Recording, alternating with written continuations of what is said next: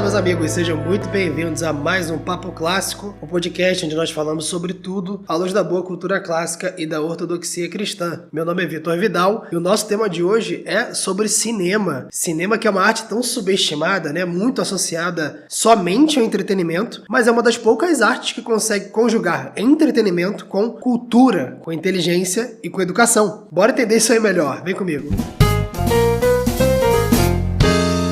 Cara, é possível você se entreter, se divertir enquanto tu fica mais inteligente, mais virtuoso, enquanto você aprende sobre temas. É possível, principalmente por meio do cinema. É possível tu fazer isso assistindo bons filmes e boas séries. E hoje nós vamos expor isso aqui. A ideia aqui, pessoal, é expor o tema como introdução. Porque o que acontece? Hoje o cinema ele é muito associado somente ao entretenimento, à diversão, somente ao que é descartável, né? É um passatempo ali que você vê quando tá cansado, tu chega em casa do trabalho, bota uma série, bota um filme e tal.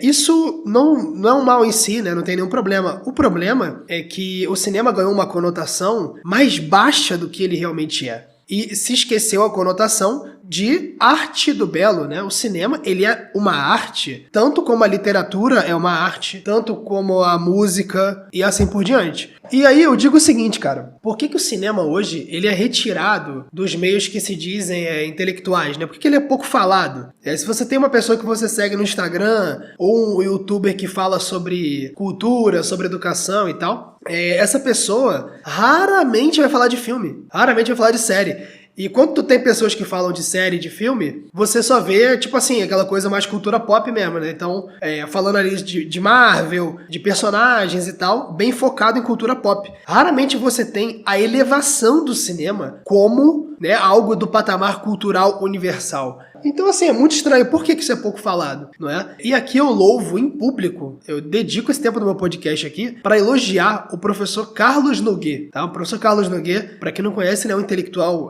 de grande porte, é uma pessoa que tem publicado diversas obras nas áreas aí de filosofia, teologia. Só que o professor Carlos Noguet é um dos poucos eruditos do Brasil que aborda de maneira correta a arte do cinema. Acho que é porque ele gosta muito, né? Então sigam o professor Carlos Noguet e ouçam o que ele diz sobre cinema, porque ele entende e ele aborda corretamente o cinema. E a nossa ideia é fazer algo parecido aqui hoje, para que a gente consiga aproveitar essa arte da melhor maneira possível. Tanto se divertir mais, quanto adquirir mais cultura, ver bons filmes e assim por diante. E aí é o seguinte, cara, a gente costuma dividir a recreação, né, a diversão, da atividade intelectual como coisas completamente separadas. O Bach, né, que nós conhecemos muito bem, ele já dizia que a finalidade da música é recrear a alma e elevá-la até Deus. Então, na música, nós já temos essa confluência de diversão e atividade intelectual, a atividade anímica, né? Então, você vê essa confluência.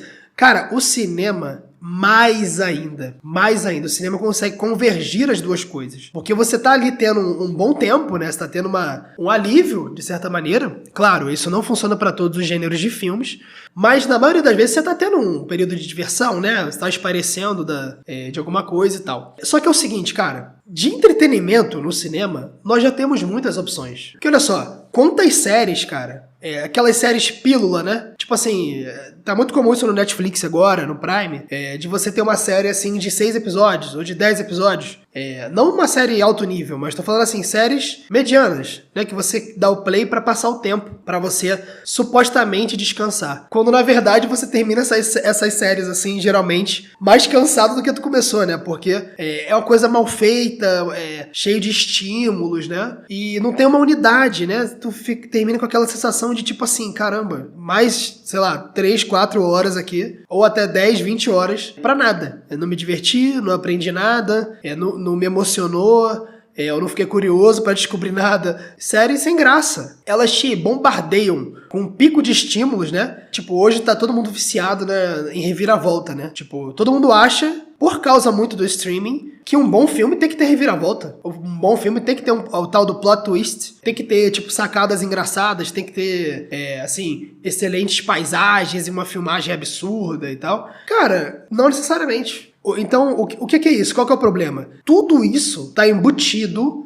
somente no aspecto de entretenimento do cinema. Todas as artes padecem disso. Todas as artes que, originalmente, são artes do belo, elas quando se corrompem, viram artes descartáveis, né? Elas são somente usadas para entretenimento, usadas para diversão, como é o caso da música, que a gente vai falar muito aqui no podcast ainda sobre isso. E não é diferente com o cinema. A gente não pode esquecer a finalidade da arte, tá? Naquele episódio, no nosso episódio 5, sobre a beleza, nós falamos sobre isso, né?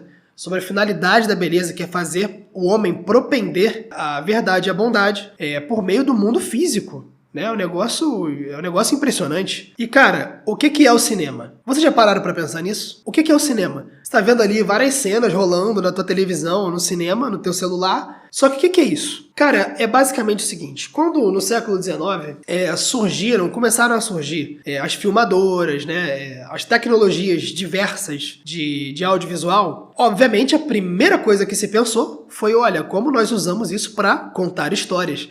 Até porque, né, como nós vimos no episódio 2 sobre literatura, contar histórias é uma arte intrinsecamente humana, que é a arte da palavra, é a arte de transmissão de memórias e tal. Só que, o que acontece? Já era muito comum ali no século XIX, né, o teatro. Então o teatro, ele sempre foi muito presente na vida de uma cidade, né? Hoje é muito impopular, muito porque o cinema sobrepôs, né, o teatro. E também da música. Então, o que aconteceu? Ali os primeiros filmes, início do século XX, os primeiros grandes filmes, né, podemos dizer assim, surgiram da confluência entre a literatura, ou seja, a filmagem estava contando uma história, e de certa maneira também do teatro, porque estava havendo ali, né, começou-se a inserir encenações, atores, diversas tramas e tal, e também trilhas sonoras.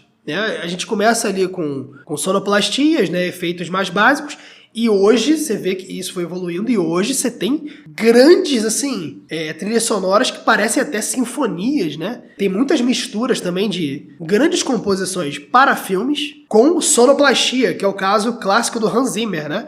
O Hans Zimmer é um cara que faz isso como ninguém. Hans Zimmer é um cara que entende de música bela, mas ele consegue colocar efeitos sonoros que aprofundam o sentido da trilha sonora dele para aquela cena. É uma coisa, é um talento assim impressionante. Então, como o cinema ele surge da confluência dessas três artes, o que acaba acontecendo, né? Ele colhe, né, a beleza das três artes. Ele carrega consigo os bons frutos da literatura, do teatro e da música. E também os vícios, né? Carrega as virtudes e os vícios. Então a gente vai ver mais pra frente como que o cinema, quando ele se corrompe, ele também carrega a corrupção da literatura, do teatro e da música, né? Então, imagina só, quando tu tem um bom filme, ele vai carregar a beleza de contar histórias, então você vai ter lá uma história, você vai ter os personagens, né? Vai ter o enredo e tal, histórias às vezes magníficas, né? De histórias diversas. Você vai ter os bons efeitos do teatro. Quais são os bons efeitos, aqueles grandes efeitos, né, do teatro? A catarse, as reviravoltas. A reviravolta é típica do teatro, é típica da tragédia, né? A reviravolta, para quem assistiu o episódio episódio 4, sobre a poética de Aristóteles, vocês vão ver lá que a reviravolta é componente da tragédia. Você vai ter a compaixão com os personagens e o horror, né? A repulsa por parte do público a algumas cenas, né? Alguns personagens, né? Os vilões e tal.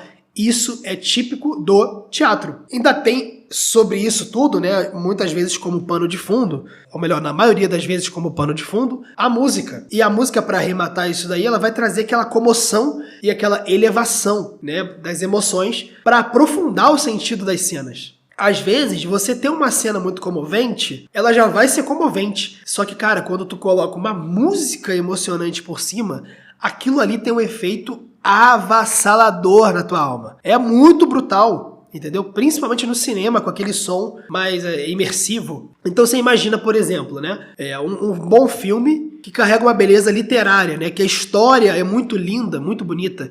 O Senhor dos Anéis. Então, você vê que, mesmo sem trilha sonora, mesmo sem efeito de teatro, algumas cenas de Senhor dos Anéis são belíssimas, né? Tá certo? Não digo belíssimas somente por serem paisagens bonitas ou personagens bem trajados, não é isso não. Mas, por exemplo, aquela cena final do Senhor dos Anéis em que o Aragorn, já sendo consagrado rei, ele ordena que todos se ajoelhem diante dos hobbits, né, que foram os heróis ali, um dos principais heróis de toda a saga, né, do Senhor dos Anéis. Aquela cena é muito emocionante, cara. Pra quem acompanhou a trilogia e vê aquela cena final, cara, que coisa maravilhosa. Junta ali uma justiça que é devida aos hobbits, né, com uma espécie de humildade, com uma emoção de um rei se humilhando ali, se rebaixando para, olha, deem louvor a esses hobbits, né? É uma coisa maravilhosa, é uma coisa que dá um alívio para a alma muito grande. Então olha que beleza literária, né? E agora pensando em os benefícios que, né, a absorção da arte teatral traz ao cinema. Aí tem um montão, né, meu irmão? Aqui não tem limite, né? Cara, o que tem de catarse no cinema, o que tem de reviravolta é brincadeira, né, velho? Então, por exemplo, a revelação da identidade do Darth Vader, né? O maior plot twist de todos os tempos, a revelação do Darth Vader. Você vê, por exemplo, o final, isso é uma reviravolta, né, do Darth Vader. Você vê o final, por exemplo, do filme Incêndios, né, de Denis Villeneuve. Cara, eu não vou dar spoiler aqui, porque eu não acredito que existe spoiler exatamente, mas existe spoiler quando ele realmente spoil, ou seja, quando ele estraga o filme. Tem reviravoltas que quando você conta, o filme perde o sentido. Quando isso não acontece, não tem spoiler, pô. Então, olha essa reviravolta do filme Incêndios. Cara, vejam esse filme. É uma tragédia grega em formato de filme, adaptado para uma trama do Oriente Médio. É uma coisa sensacional. Denis Villeneuve é um gênio. Então vejam esse filme. Tem até uma cena da protagonista, que acho que o nome dela é Jenna. Acho que é Jana. Jana, acho que é Marwa. Eu não lembro o nome dela agora. Que ela realmente tem uma expressão, a atriz, de catarse. Uma expressão de tipo, meu Deus! E você toma até um susto na hora do filme. Então tem vários plot twists aí, várias reviravoltas muito conhecidas. Por exemplo, a reviravolta do final do Clube da Luta, o Grande Truque, né, do Christopher Nolan, Casablanca, que é um filme muito antigo, mas maravilhoso, todo mundo deveria ver. Tem várias reviravoltas interessantes. Isso é algo do teatro. Então a reviravolta é a característica do teatro. E o cinema absorve. E já se acopla à beleza literária, por exemplo. Claro que nós sabemos que o teatro, ele vem da literatura, obviamente. Então o teatro ele pode ser tanto encenado como lido. Mas o teatro tem suas peculiaridades. Ele de certa maneira é sui generis, né? Assim como o cinema também é sui generis. É um gênero próprio. E por fim, cara, diante de toda essa riqueza, ainda vem a música, velho. Então tu tem grandes compositores de trilhas sonoras, né? Tipo John Williams, Hans Zimmer, Ennio Morricone. Agora tá surgindo o Ludwig Göransson, né, que fez um trabalho agora com o Nolan no Oppenheimer. Mas tem várias trilhas sonoras maravilhosas. O meu compositor preferido é o Hans Zimmer. E aí é o seguinte, qual que é o objetivo dessas músicas, né? Como eu já falei antes, cara, uma boa trilha sonora é aquela que densifica a cena. Então não tem essa de ter uma cena que às vezes é uma cena muito emocionante, muito comovente, e o cara bota a trilha sonora alegre, entendeu? Ou seja, isso é uma péssima trilha sonora. Então tem vários exemplos. Uma que eu lembro agora, muito interessante, a cena final, né, quando o pessoal em Jurassic Park, primeiro Jurassic Park, né, que é o melhor de todos, quando eles conseguem escapar do perigo dos dinossauros, né, e aí começa aquela trilha sonora bem conhecida de John Williams, né, que passa exatamente um alívio junto com uma alegria, junto com uma superação. Que coisa maravilhosa, né?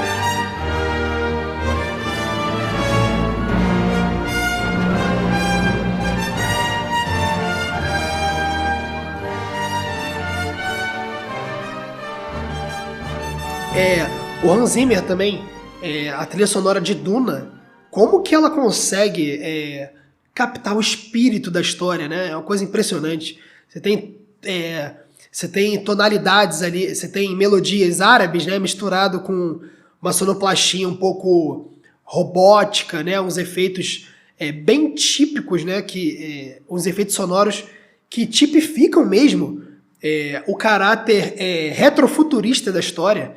É uma coisa impressionante, cara. Como que o Hans Zimmer consegue captar isso e compor uma trilha sonora nesse nível? É impressionante. E são trilhas sonoras, pessoal, que nos marcam. Então, elas, de certa maneira, a nossa memória guarda essas trilhas sonoras como símbolo daquilo que a gente viu no filme. E quando a trilha sonora não bate, é uma coisa que falta harmonia, né? Então, passa a ser menos belo aquilo ali. Então, para tu ver, o cinema é um negócio que é muito poderoso. Assim como na literatura, que a gente viu lá, né, no episódio sobre literatura, que quando a gente lê histórias, a gente vive outras vidas sem deixar de sermos nós mesmos, né?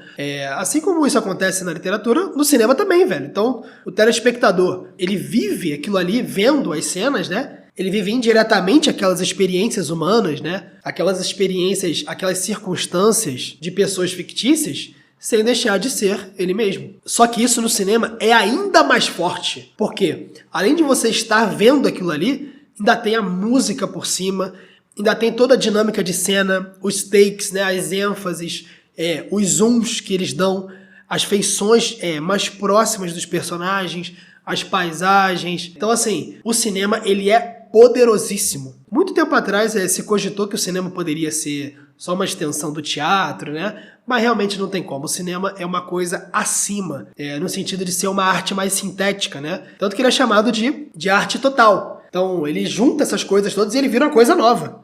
Ele não é uma mesma coisa, tá? Assim como o teatro vem da literatura e o teatro passa a ter novos elementos, o cinema também. Cara, e aqui é o seguinte, nós vimos no episódio 5 e no episódio 2 a importância das artes e como nós interagimos com essas artes, né? Os sentidos, nossos sentidos externos, eles são as portas de entrada para a experiência humana, né? Todos nós sabemos disso. E nós vimos lá, né, que a audição e a visão são as portas mais elevadas, né? Porque a visão e a audição estão mais associadas ao intelecto. Como dizia Aristóteles, né? São sentidos superiores. Cara, tu vê hoje que falam muito sobre os sentidos externos. Todo mundo já conhece, né? Todo mundo aprendeu no maternal quais são os 5 sentidos. Mas e se eu perguntar pra vocês os sentidos internos? Quais são os sentidos internos? E aqui, velho, é o seguinte. Aqui tá a chave para compreender o efeito do cinema na alma humana. Porque o efeito do cinema no sentido externo, que é somente um instrumento, uma porta de entrada pra tua alma, todos nós já sabemos, pô. Tu tá vendo a cena e ouvindo o que se diz e ouvindo as trilhas sonoras, tá? Ao mesmo tempo. Só que o que explica melhor isso, que pode elucidar melhor para nós, são os sentidos internos. Então pouco se fala, eu tenho certeza aqui que 99% de quem está me ouvindo nunca ouviu falar na escola, né, enquanto estava na escola ou na faculdade, dos sentidos internos do ser humano. Por que nunca ouviu falar? Porque eles insinuam que a alma é imaterial. Por isso que não se fala disso. Porque é impopular a ideia de alma imaterial. Você vai deduzir daí que a alma é imortal, imperecível, e aí vai ter que cair na imortalidade da alma, né? E quais são os sentidos internos? Então, vamos mergulhar um pouquinho na antropologia filosófica agora, para a gente entender melhor o que acontece com o ser humano enquanto ele assiste um filme, enquanto ele contempla uma obra de arte. Eu já tangenciei esse assunto algumas vezes em outros episódios, mas aqui a gente vai abordar ele com mais calma. E cara, os sentidos internos são a imaginação, a memória, a cogitação ou cogitativa e o sentido comum ou sentido central. E tem o instinto também, né? O instinto que ele é bem pequeno nos seres humanos, mas ele existe. Qual que é a função de cada um? O que é cada um?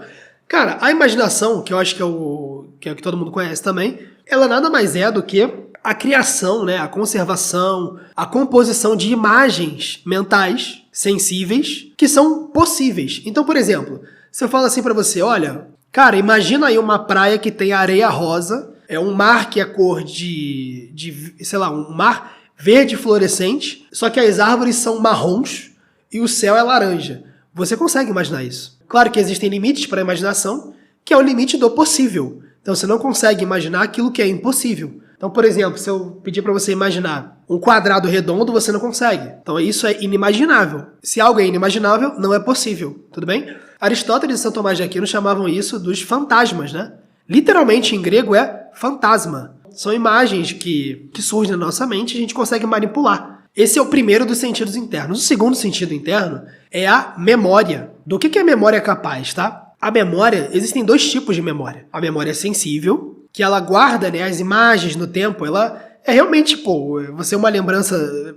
É realmente isso, de tipo assim, você lembra de algo quando era pequeno, né, lembra de um momento específico da sua vida. A memória sensível, geralmente, ela guarda imagens que têm emoções associadas a ela. Pode perceber, o que você mais lembra, geralmente é o que te causou mais paixões, mais emoções, né? E a memória intelectiva é aquela que você usa como ponto de partida para compreender as coisas. Então, Toda vez que você vai fazer uma conta, você não precisa lembrar que 1 mais 1 igual a 2. Você não precisa lembrar de como se simplifica uma fração ou como faz o MMC. Você já vai carregando isso. A memória intelectiva ela é capaz de integrar os conhecimentos intelectuais como se você já soubesse eles de maneira integral. A cogitativa ela é aquela cogitação, né, também chamada de razão inferior, que ela julga e avalia, né, intenções particulares. Então, quando a gente olha alguma coisa, a gente é capaz de perceber se é útil, se é perigoso, se é bom, se é esquisito, se é estranho. Essa é a cogitativa, né? O instinto, ele é bem pequeno nos seres humanos, né? Ele é ativado em pouquíssima medida para nós. Ele é mais presente nos animais. Tem aquele exemplo clássico, né? Se um bezerrinho que acabou de sair, vamos botar um bezerrinho que tem 1 mês de existência, ele nunca viu nenhum outro animal, e ele é colocado de frente para um lobo, ou de frente para um leão, ou um jacaré. Cara, o bezerrinho, mesmo sem ver o animal nunca na vida, mesmo sem ter visto o animal nunca na vida, ele vai dar no pé, velho, vai sair correndo, entendeu? Agora, se um bebê humano, você coloca um bebê de 1 mês perto de um animal perigoso, o que ele vai fazer? Rapaz, ele não vai nem se assustar. Ele vai, no máximo, chorar de estranheza em relação àquilo. Ele não vai sentir medo direito. Ele tá formando ainda. Então, o instinto, que é uma espécie de coisa inata, é muito baixo no ser humano. E aí, por último, tem um grande sentido interno, que é o sentido comum, ou sentido central, que é o sentido, pessoal, presta bem atenção aqui, que unifica tuas percepções. Então, veja bem, ao mesmo tempo tu tem visão, audição, imaginação, memória, tudo acontecendo ao mesmo tempo. Tato, paladar e tal. O sentido central é aquele que unifica as coisas. Eu sempre gosto de dar um exemplo do cachorro. Eu falei isso na classe de educação lá da igreja, que é o seguinte: quando você ouve um latido de um cachorro, ou seja, você tá vendo o cachorro e você tá ouvindo que ele latiu. Você não precisa pensar para associar o latido ao cachorro. Por mais que ele tenha aberto a boca na hora do latido, se você não tivesse sentido central, você não conseguiria unificar essas percepções. Então, imediatamente você sabe que o latido veio do cachorro, que ele causou aquele som. O sentido responsável por identificar isso é o sentido central. Então, para que falar isso tudo? Né? Para que falar de todos os sentidos internos e tudo mais? Pelo seguinte, cara, os sentidos internos, diferentemente de outras artes, né? Quando o ser humano está contemplando essas artes, os sentidos internos do ser humano no cinema, eles são mais adormecidos. Cara, pelo incrível que pareça, né, velho? Tirando o sentido comum, o sentido central, que ele está ativo basicamente a todo momento da nossa vida. Agora, a imaginação, a memória, a cogitação, o instinto, cara, eles são muito passivos, né, diante do cinema. Porque o que acontece? Diferente da literatura, eu vou sempre enfatizar isso aqui. Na literatura, você está lendo signos, lendo palavras, lendo frases e construindo imagens na sua cabeça, construindo significados na sua cabeça. No cinema, isso tudo já vem pronto. Então, quando você vê ele, por exemplo, a cena de uma batalha, cara, isso tudo já tá pronto. Provavelmente você já sabe ali quem que é do bem, quem que é do mal, quem tá batalhando contra quem tá mais cansado, quem não tá. Ou seja, os signos, os significados e os referentes, né, que são os pilares da linguagem, eles já estão dados no cinema. Então o cinema, ele de certa maneira, ele é uma arte do belo mais receptiva do que ativa. Então, diferentemente das outras, né? O cinema, ele requer uma espécie de receptividade intelectual. Cara, olha o poder que isso tem. Olha o poder que o cinema tem, cara. Você pode acessar, de certa maneira, a transcendência passivamente, sem um grande emprego ativo da tua alma, somente passivamente. Cara, isso é muito poderoso. E veja bem, isso aqui não é preguiça. Isso não é preguiça, isso é uma vantagem do cinema. Na verdade, do bom cinema, né?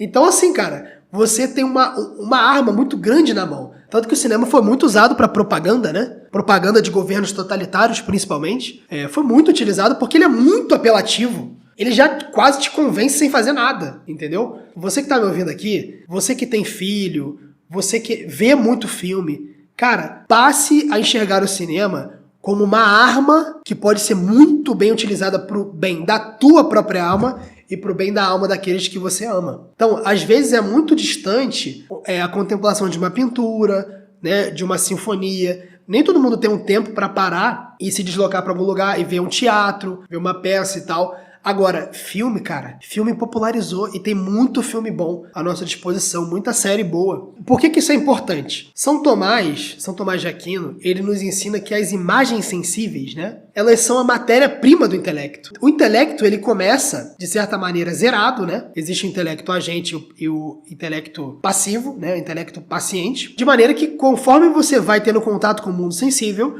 essas impressões, né, as ideias vão se sedimentando no seu intelecto, de maneira que quanto mais concretas essas imagens são, mais facilmente elas moldam os teus hábitos. Então o cinema, ao fornecer imagens vivas, né, imagens articuladas, né, com drama, com presença, cara, isso te educa, ou deforma, né, ou te deseduca, com muito mais eficácia que as artes mais abstratas. Por quê? Preste bem atenção nisso agora. Porque existe menos margem para desvio do sentido. Como tá tudo pronto, o signo, o significado, o referente, cara, tá ali. Então se aquilo ali for bom, rapidamente aquilo é sedimentado na tua memória como referência e fica lá para sempre. Para sempre. Por isso que bons filmes, bons desenhos são tão importantes para as crianças, né? Claro, não estou dizendo aqui que as telas são importantes para as crianças, pelo contrário, né? São prejudiciais.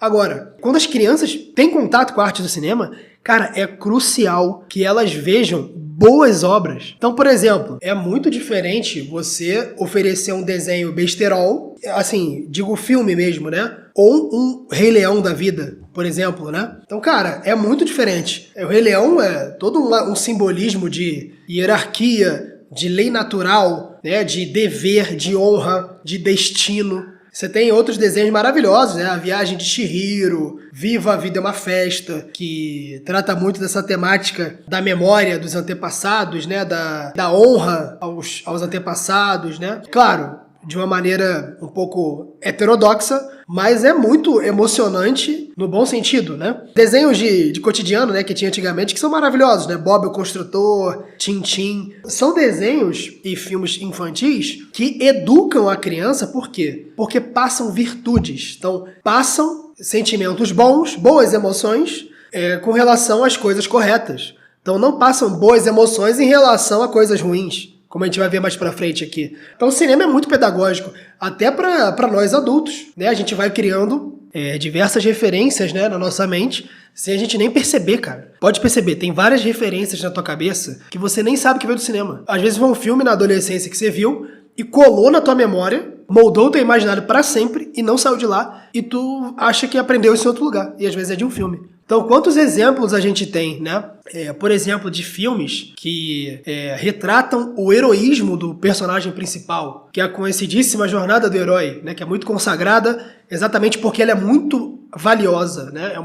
Não é uma mera fórmula de filme, mas é um arquétipo das virtudes, né? Você vê isso em Senhor dos Anéis, Matrix, Duna, Interestelar, Star Wars, a trilogia do Batman, né, do Nolan, né? Você tem filmes, além de heroísmo, né? Você tem filmes que mostram o amor como sacrifício. Cara, isso aqui tá em falta, tá? Tem um monte de amorzinho, água com açúcar, historinha de amor de adolescente, entendeu?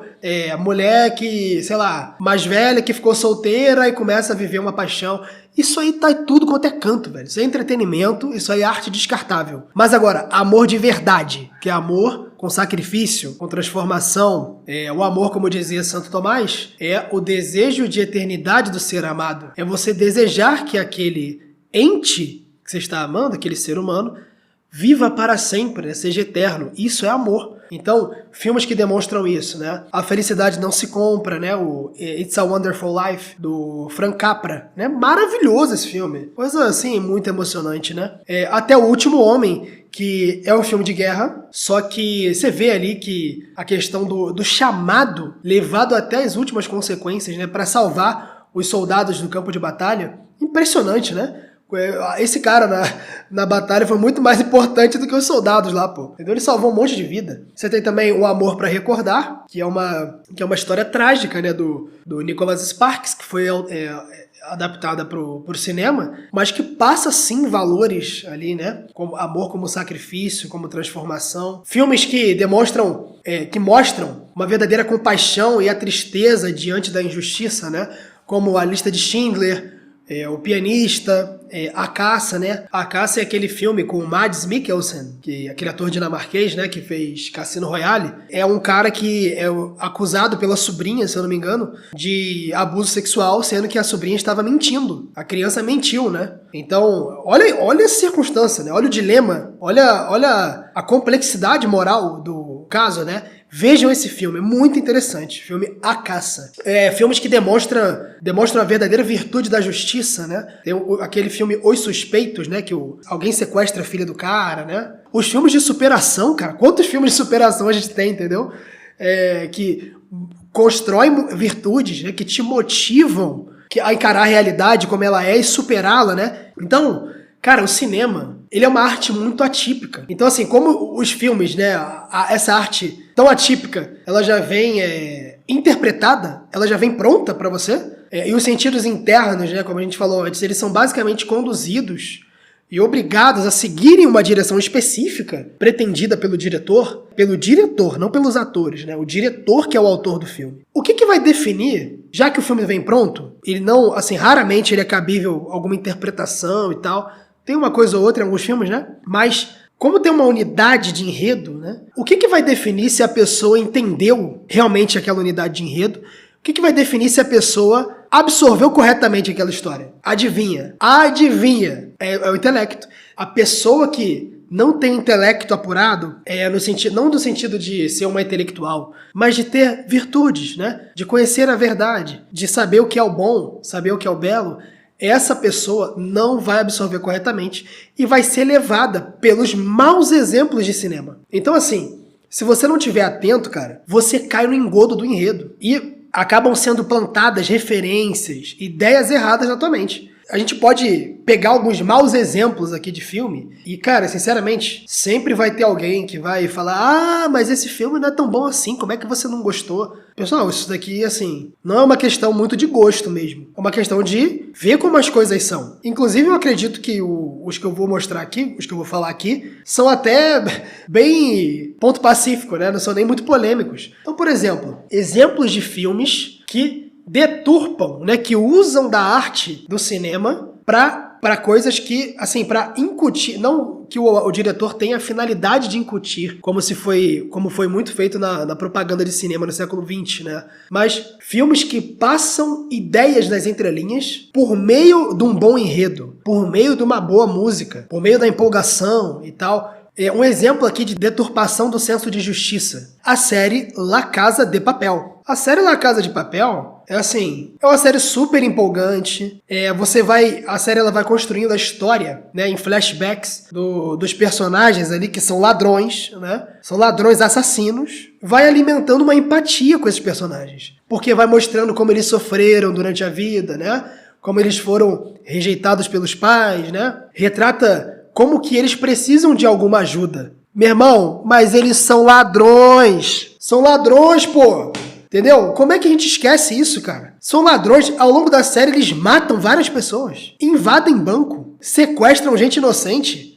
Tem uma cena, acho que na segunda temporada, que eu fiz questão de ver essa série inteira, que eles violentam uma grávida. Eu não lembro agora. E os são protagonistas, meu irmão. O problema é o seguinte. Se eles fossem retratar... Aí alguém vai falar assim pra mim: mas eles são retratados como bandidos mesmo.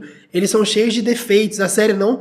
Claro que não, cara. Claro que não. Os nossos sentidos não nos traem. A série retrata eles como os protagonistas e a série induz você, que tá vendo aquilo ali, a torcer pelo sucesso deles. Torcer para que eles escapem, para que eles não morram, né? Para que eles não sejam cercados nos bancos que eles assaltam. Meu irmão, maldita série, entendeu? E os roubados, velho, os furtados, né? E as vítimas. Ou seja, é uma série que você torce pelos ladrões e a polícia te incomoda. Que negócio é esse, meu irmão? Então, outro exemplo, e aqui é o que eu acho que tá maior a quantidade de besteira no cinema, né?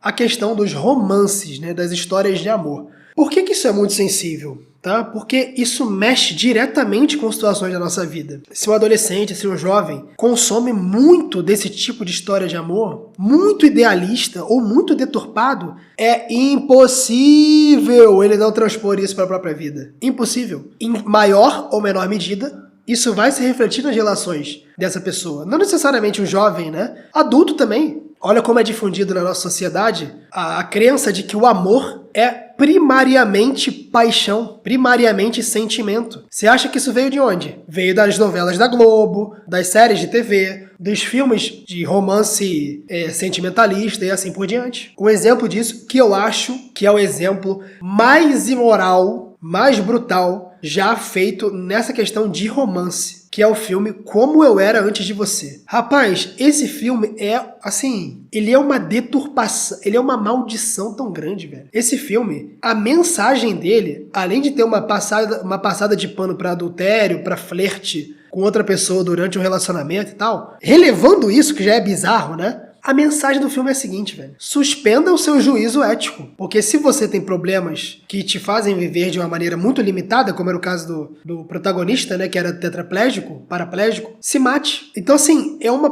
passagem de pano para esse tipo de coisa. É uma desvalorização da vida. É um incentivo a você se entregar às circunstâncias, inebriado por sentimentos duvidosos. Outro exemplo, que é um filme que, inclusive, é tecnicamente impecável.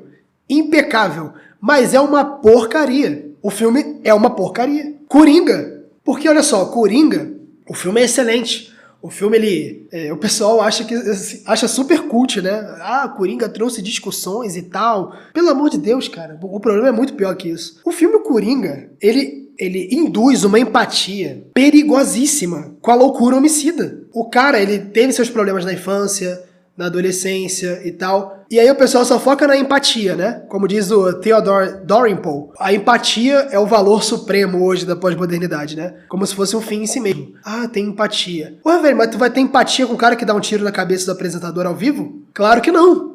Diferente do que faz, por exemplo, Dostoiévski em seus romances, ele trata muito com personagens que têm problemas psicológicos, né? Que são loucos, que têm duplas personalidades, né? Você vê ali isso no Duplo, né, de Dostoiévski. Ele não passa pano pro cara que é duplo. Ele apresenta aquilo como algo perigoso. É incentivado uma empatia para que aquela pessoa se cure e não para que ela dê vazão àquilo que ela quer fazer, entendeu? Você vê vários exemplos de deturpação desse tipo hoje, né? Uma empatia com vilão. Vilão não é pra você criar empatia, porque senão já não é mais uma arte do belo. Outro exemplo, aquela série Euforia. Essa, graças a Deus, eu nunca vi. Mas várias pessoas me falaram, que existe uma glamorização absurda do uso de drogas, né, de promiscuidade, da pessoa se apaixonar por 2, 3 pessoas ao mesmo tempo. Uma coisa imoral, bizarra, né? E aí eu deixo uma mensagem aqui que é o seguinte, já que você quer pegar pesado, tá? Pra você aí que tá me ouvindo, que não acha Euforia nada demais, que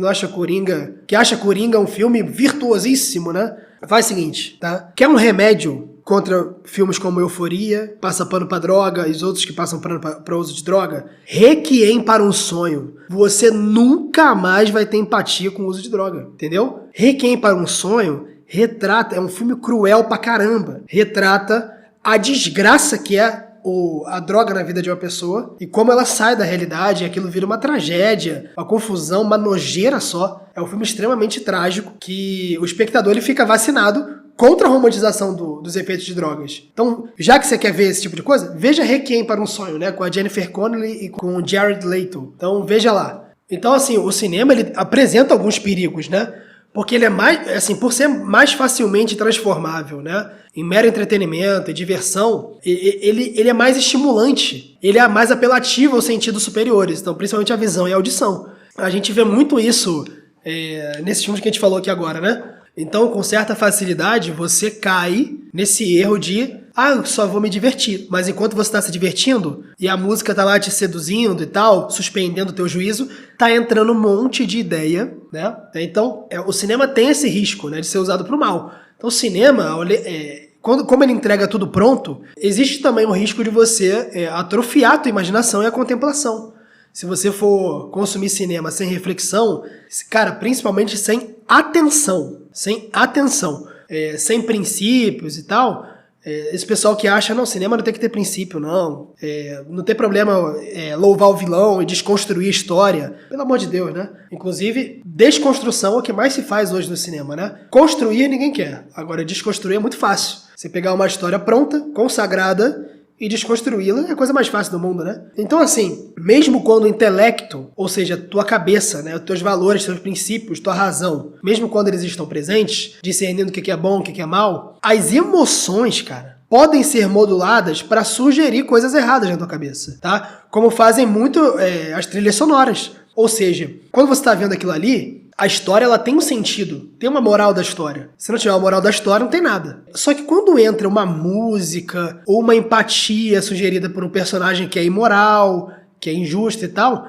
isso deturpa. Então as tuas paixões se posicionam do lado do vilão e o teu intelecto fica errante, fica assim, cara, pra onde eu vou? Isso tem muito a ver com a parábola da biga, né, de Platão no Fedro, que você tem ali o intelecto dirigido pelas paixões, né? Tem a ver com isso, entendeu? Então, cara, o que tu vê de trilha sonora romântica, trilha sonora bonitinha, pra relação que é imoral, tu vê personagens mentirosos sendo apresentados como pessoas espertas, né?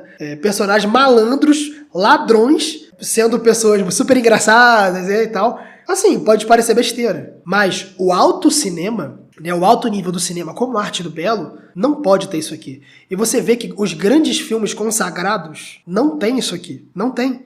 Não precisa disso. Então, veja o poder do cinema e seus perigos, né? E aí, meus amigos, algumas dicas finais aqui é o seguinte, ó. Quando se trata de cinema, veja bem, foquem nos diretores e nos roteiristas. Tá certo? Esse negócio de ênfase nos atores, isso é algo recente, cara. Porque no século XX, como alguns atores estavam sempre participando de alguns filmes de muito sucesso, acabou que isso se inverteu.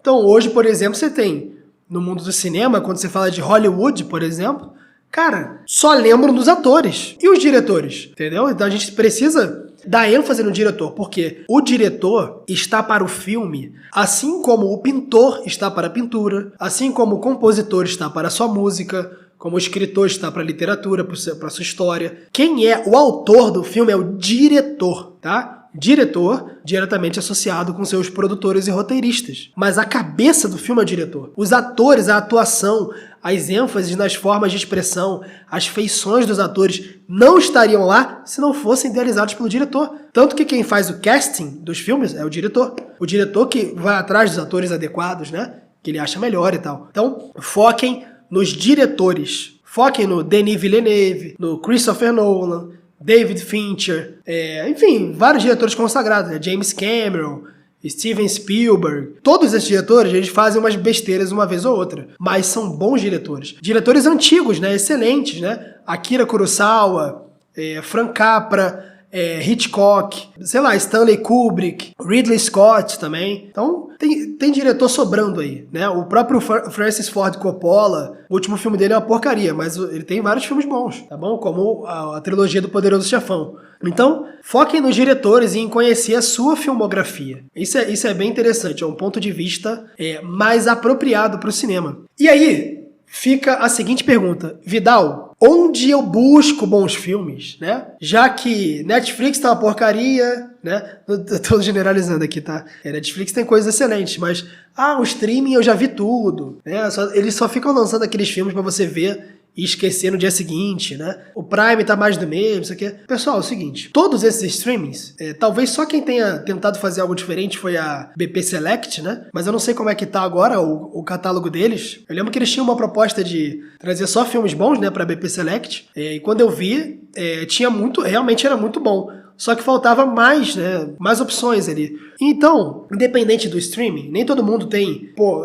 você pagar um streaming que tá R$50, o outro tá 40, o outro tá 20, tu vai falir só de streaming, né? Pelo amor de Deus. Então a gente tem que selecionar de fato. Mas uma boa dica que eu dou, que funciona muito pra mim, funciona muito pros meus amigos que gostam de cinema, são os sites de avaliação. É o seguinte, os sites de avaliação, eles não são perfeitos, tá? Vai ter distorção, tá? Vai ter distorção.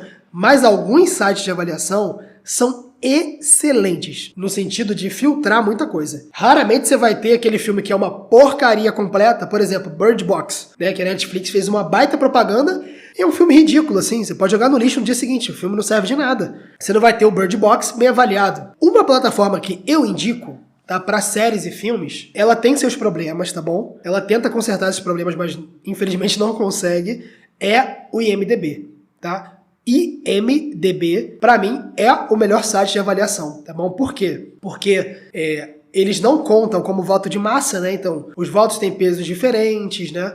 As avaliações têm pesos diferentes, existe uma triagem muito grande. O hype, ele até tem um efeito, mas no longo prazo o hype some. Aquela lista do top 250 filmes do IMDb, cara, se você for sorteando um filme ali pra ver por semana, já tá muito bom, entendeu? Ali você não vai encontrar porcaria, não. Então, pessoal, que a gente consiga aproveitar essa arte maravilhosa que é o cinema, para que a gente venha ser educado, desenvolva virtudes, desenvolva boas referências, enquanto a gente se diverte. Olha que coisa maravilhosa, tá? Espero que esse episódio tenha sido instigante para que você volte a ver o cinema com bons olhos e se volte para os bons filmes, para as grandes séries, né, que a gente tem à nossa disposição, para que a gente contemple mais uma arte, enquanto a gente se entretém. Espero que tenha sido muito legal. Fiquem com Deus. Até a semana que vem. Valeu!